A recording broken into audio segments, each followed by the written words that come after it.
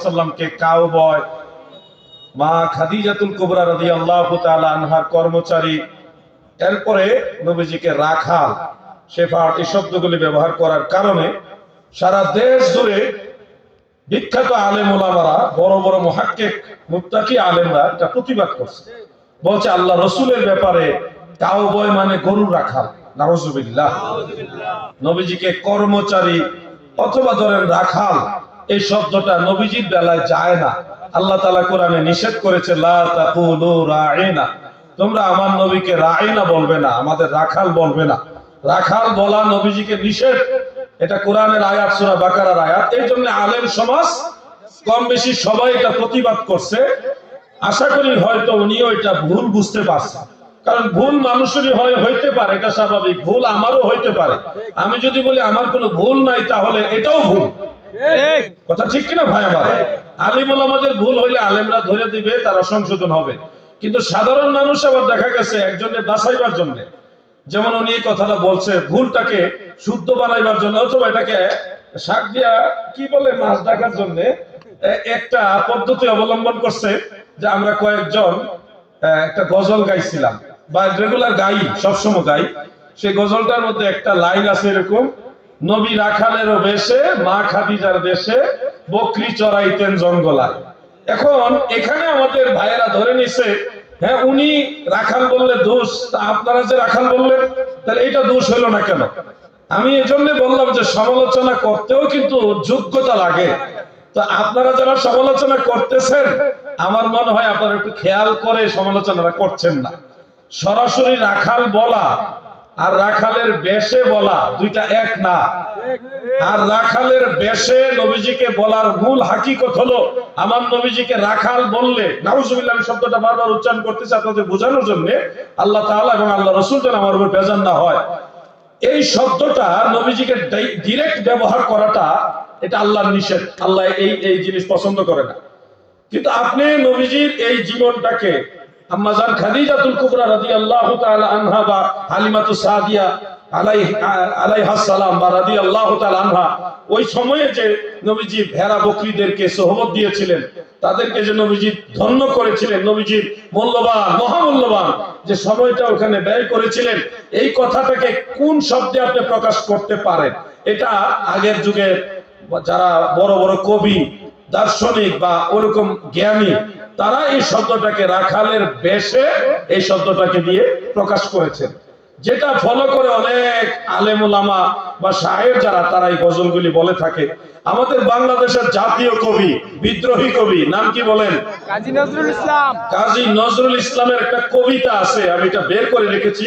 আপনারা চাইলে নিজেরাও প্লে স্টোর থেকে এই বইটা, কবিতাটা, এই ইসলামী সঙ্গীত মানে গজল আর কি, ওখানে এই শব্দটা লিখেছেন কাজী নজরুল ইসলাম, যে মেষ চারণে যায় নবী কিশোর রাখাল বেশে। মেষ চারণে যায় নবী কিশোর রাখাল বেশে। এছাড়া আরো বহু কবিতা আছে, অনেক কবিতা আছে, বড় বড় যারা সাহিত্যিক, যারা কবি, ইসলামী দার্শনিক, তারা নবীজিকে সম্মান প্রদর্শনাতে সরাসরি রাখাল শব্দটা ব্যবহার না করে নবীজি রাখালের বেশে সেখানে ছিলেন, তাদেরকে সোহবত দিয়েছেন।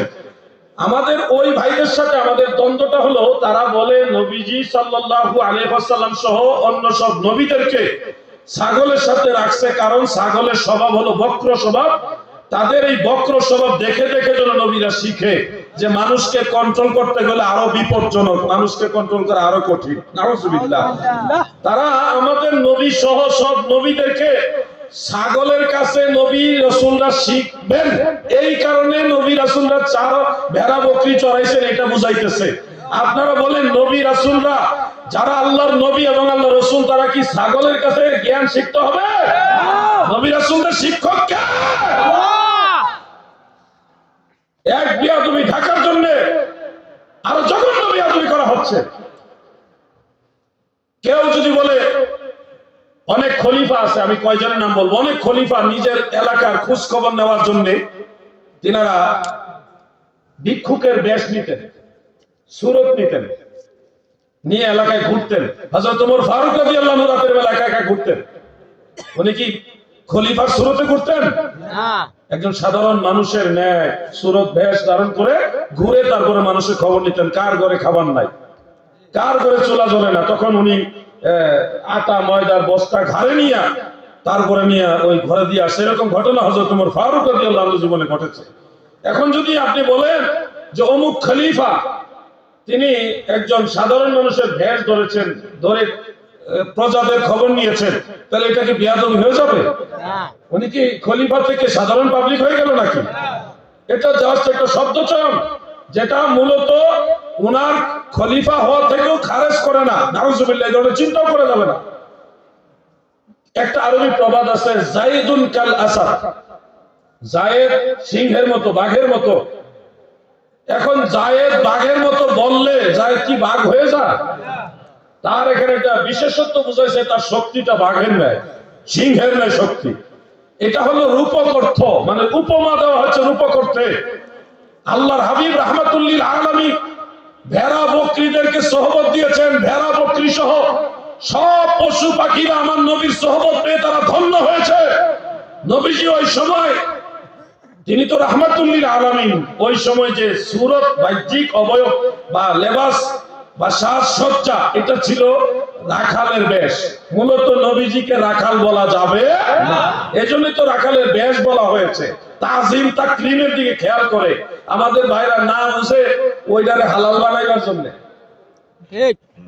বাইরে হালাল বানাইবার জন্য বলতেছে নবীজি সাল্লাল্লাহু আলাইহি সাল্লাম ভেড়া বকরির কাছ থেকে জন্য, ভেড়া বকরিরা যদি রোদের মধ্যে থাকে, ছায়া টানলে তারা বক্র স্বভাব দেখায়, ঘরে নিতে চাইলে বক্র স্বভাব দেখায়। ভেড়া বকরির কাছ থেকে নবী রাসূলরা শিখতে হবে, এবং ওই জন্য তারা ভেড়া চড়াইছে। এই ধরনের শিক্ষা আমাদের যুবকদেরকে দিতেছে। কি অবস্থা! আরে ভাই, ভুল একটাকে শুদ্ধ বানাইতে যে তুমি আরো কত বড় ভুল করলা। নবীদের শিক্ষক তুমি কাদেরকে বানাইছো? মানুষও না। নাউজুবিল্লাহ সুম্মা নাউজুবিল্লাহ। এজন্য বলছি, সমালোচনা করার জন্য কিছু ক্যাপাসিটি লাগে ভাই। নবী রাখালেরও বেশে মা খাদিজার দেশে বকরি চড়াইতেন বনে জঙ্গলায়। এটা হলো একটা সঙ্গীত, ইসলামী সঙ্গীত। এই ধরনের অনেক সঙ্গীত আছে। এখন যদি দেশের সব আলেমরা এক হয়ে বলে যে কাজী নজরুল সহ যত কবিরা, যত ইসলামী কবিরা এই রাখালের বেশ এই শব্দটা ব্যবহার করেছে, এটা কোরআন সুন্নাহ বিরোধী, তাহলে আমরা তো আর এটা লিখিও নাই, আমরা গাইছি। আলেমরা বলো সবাই এটা ভুল করেছে, আমরা সেটা তওবা করে নিব। আমরা নবীর দলের লোক, নবী ছাড়া আমরা কেউ নাই। নবীর জন্য হাজারবার তওবা করতে রাজি আছি। কিন্তু আপনি যেটা তওবার কাতারে নিচ্ছেন, এটা তো দাদু ভাই ফিকহের আলোকে, উসুলের আলোকে, এত কঠিন জিনিস না। আর এটা এমন না যে আমরাই গাইছি, যুগে যুগে সবাই গায়ে আসছে। এবং এই শব্দটা নবীজির শান ও আজমতকে তনকিস করে না। যেখানে কাউবয় শব্দটা ব্যবহার করা হয়েছে, কতটা খারাপ একটা শব্দ নবীজির ব্যাপারে, আপনারা কখনোই শব্দ ব্যবহার করবেন না। যারা এগুলি করেছেন নিজেদের অনুতপ্ততা তো নাই। দুঃখজনক বিষয়, আমরা আল্লাহর ওলিদের কথা যখন বলি, হযরত শাহজালাল, শাহপরান, বড় বড় আউলিয়া কেরামের কথা যখন বলি, পীর মাশায়েখদের কথা বলি, তখন বলে তারা বাপ দাদার কিচ্ছা কয়। পীর আউলিয়ার কথা বললে কয় বাপ দাদার কিচ্ছা কয়। কিন্তু উনারা দেখছি যারা এই ওলি আল্লাহ বিদ্বেষী, তারা আবার অনেক মঞ্চে তাদের দলের অনেক বড় বড় লিডারদের আলোচনা করতে থাকে, তখন এটা কিচ্ছা হয় না। এই ধরনের মন মানুষের থেকে বের হয়ে আসেন, সবাই মিলে বাংলাদেশ ইসলাম কায়েম করতে হবে। ঠিক কিনা বলেন? একা আপনি পারবেন না, একা আমিও পারবো না। সবাই মিলে ঐক্যবদ্ধ হতে হবে। আর ঐক্যবদ্ধ হইতে গেলে আপনি যদি আমার বুকের কাছে বক্সিং মেরে কোন ঐক্য হই, তাহলে হইব না। ভুল ত্রুটি সবারই কম বেশি থাকতে পারে, সংশোধন করে নেন, তাইলে তো হয়ে যাচ্ছে। ভুল তো আর আমার সাথে করেন নাই, আল্লাহর হাবিবের সাথে করছেন। কোন জায়গায় হাত দিচ্ছেন? হাতটা দিচ্ছেন কোন জায়গায়? আল্লাহ যেন সবাইকে বুঝার মতো জ্ঞান দান করে, বলে না আমিন। আমি পাশাপাশি আমার এই ভাইয়ের সাথে একটু কানের মুখে কথা হয়েছিল, এটাও শেয়ার করে ফেলি। আপনাদের এলাকারও কয়েকজন যুবক এই বিষয়টা নিয়ে একটু ইন্টারেস্টেড। অনেক আগে একটা আলোচনার মধ্যে আমি বলেছিলাম, যখন আমি আত্মসী দরবারে দায়িত্বশীল, তখন একটা আলোচনায় কিশোরগঞ্জে বলেছিলাম, হুজুর কেবলার একটা বাণী। হুজুর বলছিলেন, বাবা আমি তোমাদেরকে দয়াল নবীজির তরিকা শিক্ষা দিব। নবীজি যা শিক্ষা দিয়েছে তাই তোমাদের শিক্ষা দিব। তোমরা যদি সেই কথা মানো, তোমরা যদি আমার কথা মানো। ওই সেই কথা মানে কোন কথা? নবীর তরিকার কথা, নবীজি যা বলছে এটা হুজুর বলবেন। বলছে তোমরা যদি আমার এই কথাগুলো মানো তাহলে তোমাদের কবরে মুনকার নকিরও আসবে না, আল্লাহ তোমাদেরকে সালামতে রাখবে। এই কথাটা আরো বিস্তারিত ডিটেইলস ব্যাখ্যা করে বলছি, কাট করে নিয়ে কত সেকেন্ড ধরে প্রচার করতেছে। বলছে যে আত্মসি গেলে খাজা বাবার মুরিদ হইলে কবরে মুনকার নকির আসবে না, আমি নাকি এরকম কইছি। আরে ভাই আপনাকে জানতে হবে। আমি যখন চট্টগ্রাম ওই মাহফিলে পরে চিটা গেছিলাম, কয়েকজন আলেমা বলছিল জিহাদি ভাই আসলে কথাটা কিরকম, আত্মসি খাজা বাবার কাছে গেলে কি কবরে মুনকার নকির আসবে না, এটা কি কথাটা এরকম? আমি বললাম কি বলে এরকম হবে কেন? ওই যে দেখলাম কাট কাট কইরা কথাটা এমন ভাবে মিলাইছে, বুঝাই মুশকিল যে এইভাবে আমি বলি নাই, কথাটা আগে পিছে কাট করে নিছে। আমি বললাম আসলে কথাটা হলো এরকম, খাজা বাবা ফরিদপুরি বলছিলেন, বাবা আমি তোমাদেরকে দয়াল নবী রাসূল করিম সাল্লাল্লাহু আলাইহি সাল্লামের তরিকা শিক্ষা দিচ্ছি, সেই তরিকা যদি তোমরা মানো, দয়াল নবী যে তরিকার কথা আমি তোমাদের বলছি, তোমরা যদি আমার এই কথাগুলি শুনো, আমল করো, তাহলে তোমাদের কবরে হাসরে মিজানে ফুলছেরাতে কোথাও ঠেকতে হবে না। এমনকি যদি এমন কিছু আমল হুজুর শিক্ষা দিয়েছে যে আমলগুলি করলে কবরের মধ্যে মুনকার নকির প্রশ্নও করে না। আমি আজকে আপনাদের বলে দিই, চট্টগ্রাম আলেমদেরকে বলছিলাম যে ৮ প্রকার মানুষ আছে যাদের কবরে মুনকার নকির আসে না। কয় প্রকার মানুষ? ৮ প্রকার। ওই ৮ প্রকারের যে কোনো এক প্রকার যদি আপনি হতে পারেন, আপনাকেও কবরে প্রশ্ন করা হবে না, এটা একটা সম্মান। ১ নম্বর হলো ওয়ালা তাকুলু লিমান ইউকতালু ফি সাবিলিল্লাহি আমওয়াত বাল আহইয়াউ ওয়ালাকিন লা তাশউরুন। আল্লাহর রাস্তায় যারা শহীদ হয় গো, যারা শাহাদাতের মৃত্যু পায়, আমার দয়াল নবীজি বলেছেন তাদের কবরে প্রশ্ন করা হবে না, তাদের কবরে মুনকার নকির আসবে না। দলিল কি?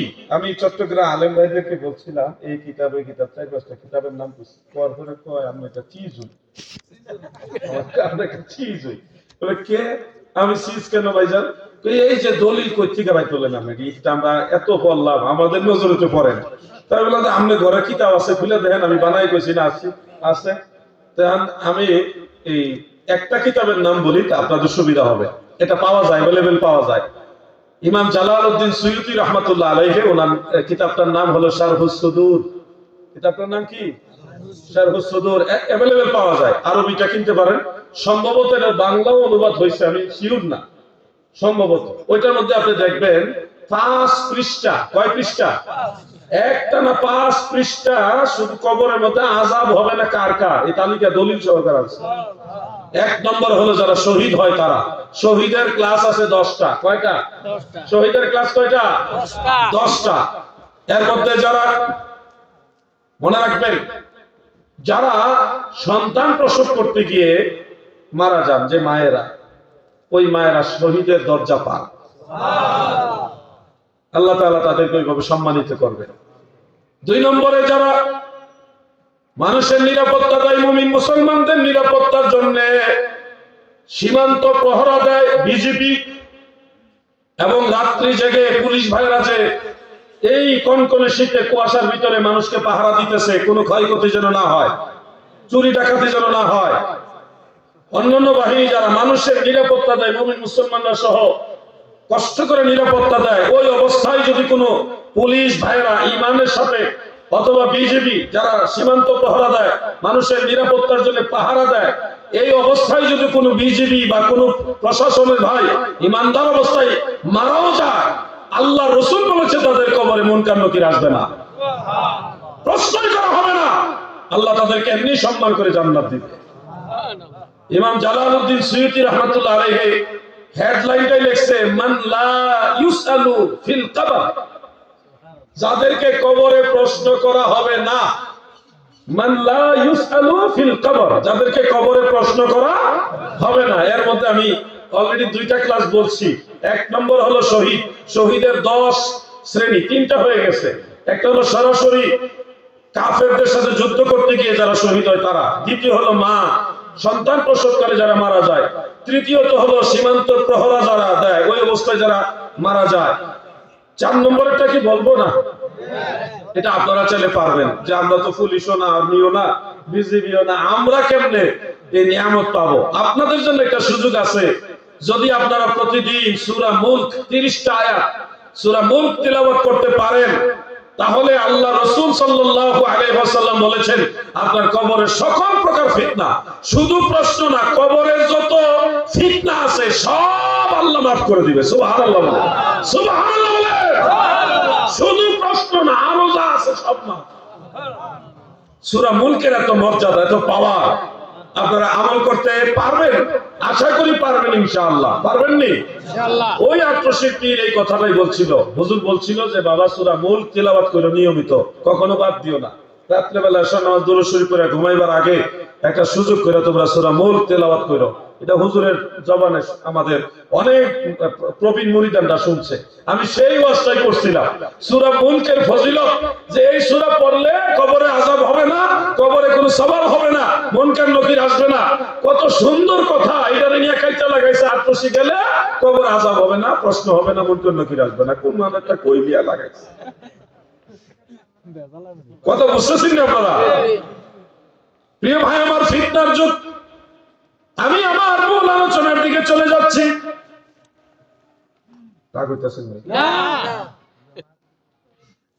মানে ফিতনা তো এগুলি মনে করে নিশ্চয় দোস্ত করে ভাই কইছে আমার আগে আবার একটা কানে আইছে। আমরা তো ভাই আকীদা নিয়ে চলি, ঈমান আকীদা দলিলা দিলে এগুলো নিয়ে চলি। চতুর্দিকে ফিতনা। এখন নামাজ পড়লে ঝামেলা, আঙ্গুল খালি একজনে নাচা, এই যে আঙ্গুল নাচানি ধরছে, থামে না। তার আঙ্গুল নাচানির অত্যাচারে আশেপাশের মুসল্লিরা নামাজের মনোযোগ নষ্ট হয়ে গেছে। আবার সে বলে কি জানেন? সহিহ হাদিস, সহিহ হাদিস। শোনো ভাই, নামাজের তাশাহুদের সময় আঙ্গুল ইশারা করা সুন্নাত। সহিহ হাদিস দ্বারা প্রমাণিত আঙ্গুল ইশারা করা সুন্নাত। ইমাম বাইহাকি তার সুনানুল কুবরার মধ্যে উল্লেখ করেছেন আঙ্গুল কোন সময় নাড়াবেন, ইশারা করবেন কোন সময়। দয়াল নবীজির সুন্নাত হলো যখন তাওহীদের বাক্য পাঠ করবেন, আত্তাহিয়াতুর মধ্যে আশহাদু আল্লা ইলাহা ইল্লাল্লাহ যখন বলবে, তখন আঙ্গুল আপনি একবার ইশারা করবেন। এই হলো নবীর সুন্নাত। তাশাহুদের শুরু থেকে দোয়ায়ে মাসুরা পর্যন্ত, সালাম ফিরাইবার আগ পর্যন্ত সম্পূর্ণ সময় আঙ্গুল ইশারা করা বিদআত। শুধুমাত্র তাওহীদের বাক্য সময় আঙ্গুল ইশারা করা সুন্নাত। যারা আমাদেরকে বিদআতি বলে, এরা নিজেরাই বিদআত করতেছে। আমরা আঙ্গুল ইশারা করি কোন সময় করি? যে সময় নবীজি ইশারা করেছেন।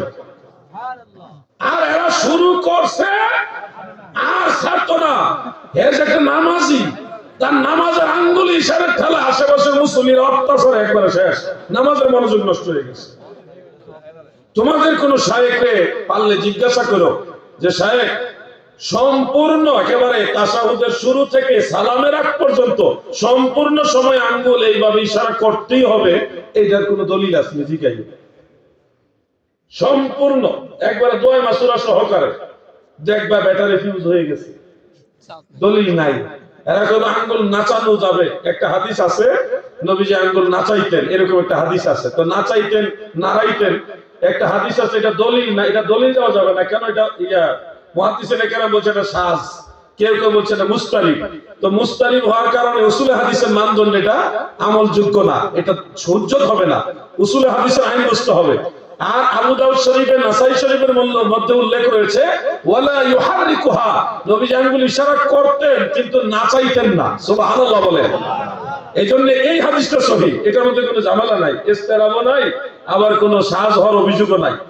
জানতে হবে ভাই, তোমরা আমাদের কথাগুলি তোমাদের শায়েখকে বলো, তারা কিতাব খুলো, দেখো, প্রয়োজন আমাদের সাথে ফেস টু ফেস বসো অথবা অনলাইনে বসো, তারা কিতাব দেখাক, আমরা দেখাবো। আমরা কিতাবুল আন্দাজ দিয়ে চলি না, আমরা কোরআন সুন্নাহ দিয়ে চলি। তাশাহুদ আঙ্গুল একবার ইশারা হবে, কিন্তু বারবার নাড়ানাড়ি করা যাবে না। এই অত্যাচারগুলি চতুর্দিকে চলতেছে। নামাজ পড়তে যাবেন ফিতনা। আপনি দেখেন ভাই কত সমস্যা আমাদের। এই যে শবে মেরাজ আসতেছে, যে কথাটা থেকে আমি আলোচনাটা দাইনাভাবে ঢুকছিলাম যে মেরাজের নামাজ আছে কিনা, শবে মেরাজের রোজা আছে কিনা, আলোচনাটা কি মনে আছে আপনারা? আমি এই কথাটা বলি, আলোচনা শেষ করব। সর্বোচ্চ টাইম হলো মোবাইল বন্ধ হয়ে গেছে। আহা, সর্বোচ্চ 10 মিনিটের মধ্যে আমি আলোচনাটা শেষ করবো ইনশাআল্লাহ। এরপরে আপনাদের দেওয়া আর কিছু প্রশ্ন আছে, আমি এগুলির দিকে যাব। প্রশ্ন করবা, কিন্তু প্রশ্নটা যেন শিক্ষণীয় হয়। যুবক ভাইরা, যে প্রশ্নই করেন আপনারা শিক্ষণীয় প্রশ্ন করবেন, ধর্মীয়। কোন রাজনৈতিক প্রশ্ন করবেন না প্লিজ, আমি রাজনৈতিক আলোচনা পছন্দ করি না। আসেন আমরা আলোচনার সামনে যাবো, এর আগে একটু জিকির করি। ইসমে জাত আল্লাহ আল্লাহ আল্লাহ আল্লাহ আল্লাহ আল্লাহ, জোরে জোরে আল্লাহ আল্লাহ আল্লাহ আল্লাহ। কোন সাধনে পাইব তোমায় গো নবীজি, আমি কোন সাধনে পাইব তোমায়? আল্লাহ আল্লাহ আল্লাহ আপনাকে দেখিবার মনে চায় গো নবীজি, আমি কোন সাধনে পাইব তোমায়? আল্লাহ আল্লাহ আল্লাহ আল্লাহ আল্লাহ আল্লাহ। নবী ওই নায়ারব দেশে আসলেন মানব বেশে, আর কোন সাধনে পাইল আব্দুল্লাহ আয়গ নবীজি, আমি কোন সাধনে পাইব তোমায়? আল্লাহ আল্লাহ আল্লাহ আল্লাহ মারহাবা। আপনাকে দেখিবার মনে চায় গো নবীজি, আমি কোন সাধনে পাইব তোমায়? আল্লাহ আল্লাহ আল্লাহ আল্লাহ আল্লাহ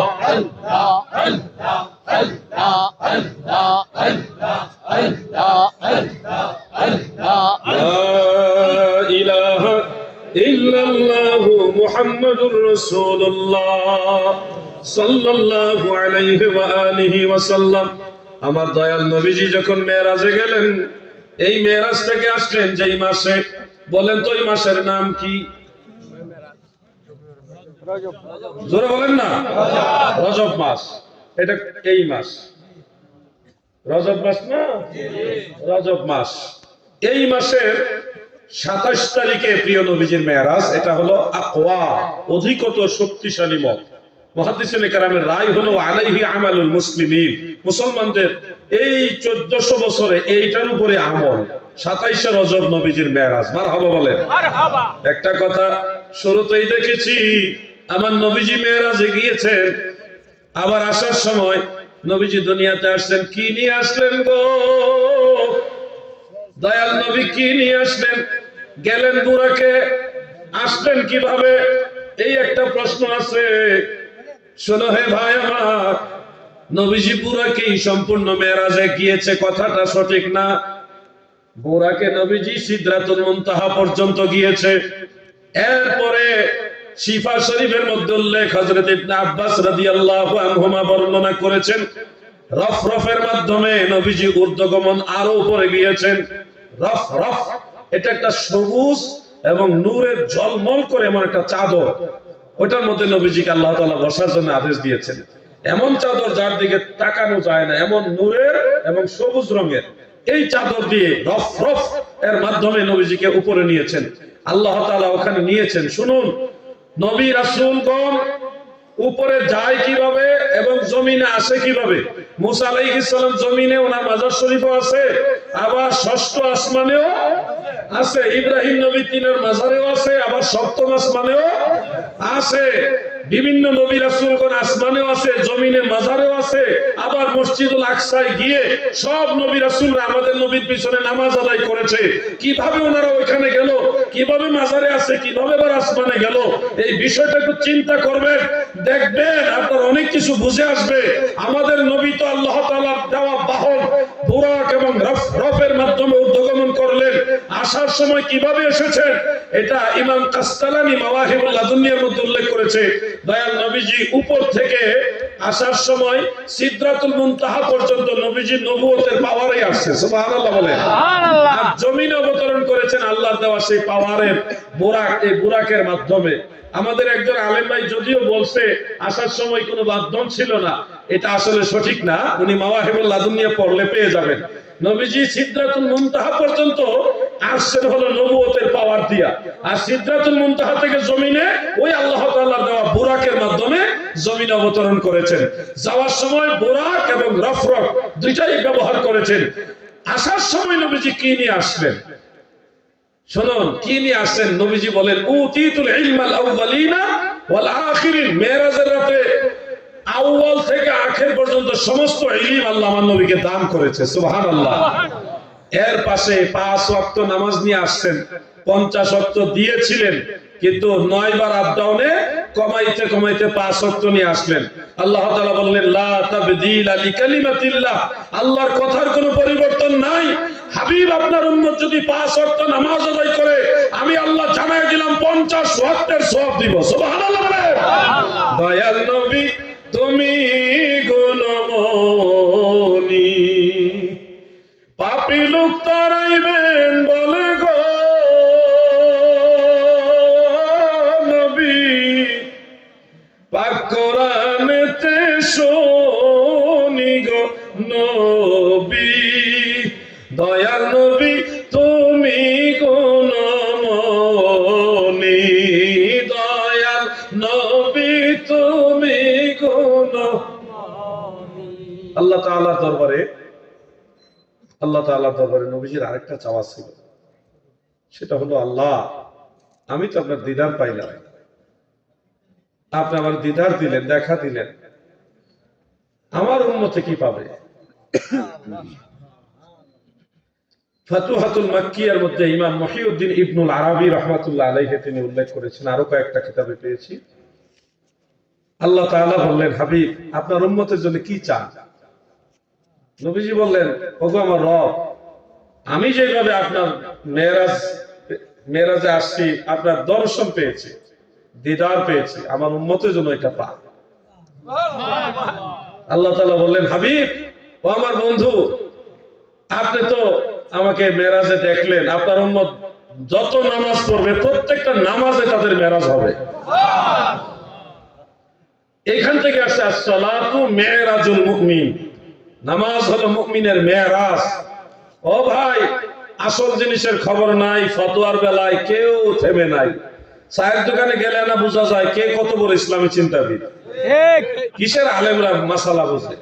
মাদ্রাসায় আলেম ফার্স্ট ইয়ারে পড়ে, সে বড় মুফতি, বাংলাদেশে শাইখুল হাদিস তার ভুল ধরতেছে। মাদ্রাসায় পড়ে সে এখন লেখাপড়া অর্ধেক অর্ধেক, পুরাপুরি হইছে না, হ্যাঁ ধরতেছে শাইখুল হাদিসের ভুল, হ্যাঁ অনেক ভুল করছে। কি যে একটা মুসিবত, ফিতনার জামানা। ভবে হাতেতে হাত কো কিনতে এসে চিনতে, নারী লিপিত লোকে মিকেল, বাহিরের রূপে ধাঁধা লাগিল রে তুই, মজিলি মা কালো দেখে ভেল। এই দুনিয়াটা একটা মাকাল ফলের মতো, বাইরের রূপ দেখে আমরা পাগল হয়ে যাই। এই ভেলকিবাজিতে পরে আমরা আল্লাহর রাস্তা ভুলে যাই, নবীর তরিকা ভুলে যাই। আজকে আপনাদেরকে এই কথাটা বলি, শেষ করছি। সেটা হলো লাইলাতুল মেরাজে 27 রজবে নামাজ এবং রোজা আপনারা রাখবেন, আদায় করবেন। 26 তারিখ দিবাগত রাত্রে আপনারা যতটুকু সম্ভব নামাজ পড়বেন, জিকির আজকার করবেন, কোরআন তেলাওয়াত করবেন, তাসবিহ তাহলিল করবেন, নেক আমল করবেন। আর 27 তারিখে রোজা রাখবেন। রোজা একটার কথাই হাদিসে আসছে, তবে আপনারা 2টা বা 3টা রাখবেন। কথা মনে থাকবে? 26 তারিখে রোজা রাখবেন, 27 তারিখে রাখবেন, 2টা অন্তত রোজা রাখবেন, চেষ্টা করবেন ইনশাআল্লাহ। এতে করে আপনাদের কি লাভ হবে?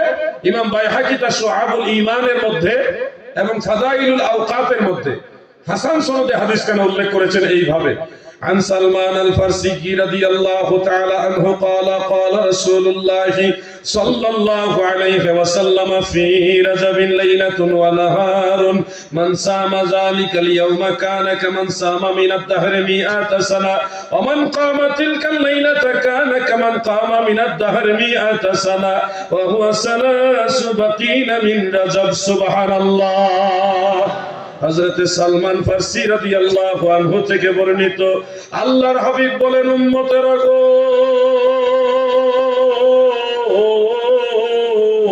রজব মাসে এমন একটা দিন, এমন একটা রাত আছে, মান সামা যালিকাল ইয়াওমা কানা কামান সামা মিনাদ দাহরি মিআত সানা, যেই ব্যক্তি ওই একদিন একটা রোজা রাখবে এবং ওয়ামান কামা তিলকাল লাইলাতা কানা কামান কামা মিনাদ দাহরি মিআত সানা, ওই এক রাতে যারা বندگی করবে, আল্লাহর হাবিব বলেন 100 বছর নফল রোজা, 100 বছর নফল নামাজ পড়ার সমান সওয়াব আমার আল্লাহ দান করবে। সুবহানাল্লাহ। এটা হলো রজব মাস, 3 দিন বাকি থাকতে দিন। সাধারণত 30 দিনে মাস হলে 3 দিন মাইনাস করলে কত থাকে?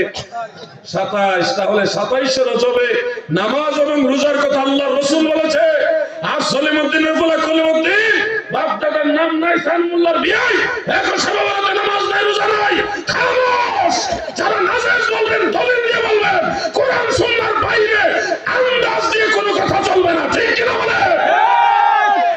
এই ফতোয়াবাজির কারণে আজকে মানুষের আমল নষ্ট হয়ে গেছে। মানুষ আল্লাহর কাছে হাত তুলে দোয়া করতে ভয় পায়, এখন বিদআত নিয়ে হয়, মুনাজাত করলে নি বিদআত হয়, ডর হয়। অথচ মুনাজাত আল্লাহর সাথে করা মানে আল্লাহর সাথে একটা সম্পর্ক স্থাপন। আপনি কি বলতেছেন? আল্লাহ গো, আমার মা নাই, আমার বাপ নাই গো, আল্লাহ আমার মা বাপরে মাফ করে দাও। আল্লাহ গো, আমার শরীরটা ভালো না, আমার মায়ের শরীর ভালো না। আল্লাহ গো, আমার আব্বার শরীর ভালো না, আল্লাহ আল্লাহ আপনি ভালো করে দেন। এই যে কথাগুলি কাকে বলতেছেন? আল্লাহকে। এই সম্পর্কটা কার সাথে হচ্ছে? আর যে বলতেছে মুনাজাত করা যাবে না, বিদআত, তাহলে আপনাকে আল্লাহর সাথে যে সম্পর্ক এটা ছেদ করে দিচ্ছে। নাউযুবিল্লাহ। হ্যাঁ, মুনাজাত করার দিকে রোগীর অভাব নাই। হ্যাঁ, ও আচ্ছা আচ্ছা আচ্ছা, ভালো কথা কইছে। মানে উনি কইতেছে এই যে মুনাজাত করেন দিকে এখন রোগী বাড়ছে, রোগ ভালো হয় না, এখন ডাক্তারের কাছে রোগীর অভাব নাই। কথা ঠিক? উচিত কথা। বাইরে আমরা 100 টাকা বকশিশ দেব ইনশাআল্লাহ। আসলে কথা ঠিক। আমি যে জেলে গেছিলাম আপনারা জানেন তো, জেলে যাওয়ার পরে আমি কি করছি জানেন? জেলখানা যাইয়া 5 ওয়াক্ত নামাজ, নামাজের পরে মিলাদ, জিকির, হ্যাঁ, দোয়া, দরুদ, কোরআন তেলাওয়াত, মানে পুরা জেলখানা। কি জেলখানা, এটা খানকা ঘর বানাই লইছে। যত ওয়াহাবিয়া ছিল সবাই আমার লগে মিলাদ করছে। আলহামদুলিল্লাহ, কে বেয়াদবি করে না, সবাই আমার সাথে দোয়া করছে।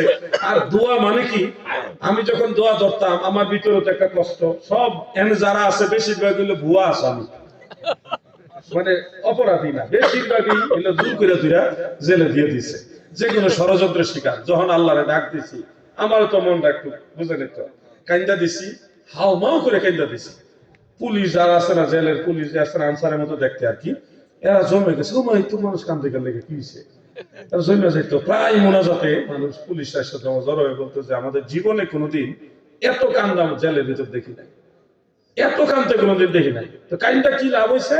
আমনের কথাটা থেকে আমার মনে হয়েছে 1 সপ্তাহ জেলে আসছিলাম, 7 দিন। কয়দিন? 7 দিন। 7 দিনের ভিতরে আমি যে জেলে আছে, আল্লাহর কসম করে বলছি, আমি যদি মিথ্যা বলি আল্লাহ আমাকে আসলে ময়দানে বিচার করবে। জেলখানাটা 4 ভাগের 3 ভাগ আসামি জামিন পেয়ে গেছে, পুরো জেলটা খালি হয়ে গেছে। দোয়া যে কবুল হয়, আল্লাহ যে বান্দার কথা শুনে, তার বাস্তব প্রমাণ পেলাম জেলে যায়া। এই যে চোখের পানি ফেলে ফেলে মানুষ কাঁদতেছে, আমি মুনাজাত ধরে জন করছি, আল্লাহ আমরা যদি দোষ করে থাকি, আল্লাহ আপনি জেল দেন। আল্লাহ গো, আমরা যদি দুষ্টা করি, আমরা পরিবার পরিজন এলাকার 9 মুরব্বী সবার লেগে চলার জন্য সুযোগ দেন। আল্লাহ আপনার বন্দেগী করবো ময়দানে, যে আপনি আমাদের সুযোগ দেন। হাও মাও করে কান্না দিছে। 1 সপ্তাহের মধ্যে পুরো জেলখানার 4 ভাগের 3 ভাগ আসামি জামিন পাওয়া যায়। জেলের মানুষরা যারা যাবজ্জীবনের যারা সাজাপ্রাপ্ত, তারা বলতেছে জীবনে এত আসামি জামিন হতে কোনোদিন দেখি নাই। কিছু ছেলে গেছিল এরা পকেট মার, মানে ওই ই করে চুরি করে আর কি, ছোট ছোট কি জানে ছিনতাই করে। এই ছিনতাই করে এগুলির ধইরা প্রায় 10-12টা ছেলে এটি আয়েশারা মুনাজাতে কাঁদতাছে, হুজুর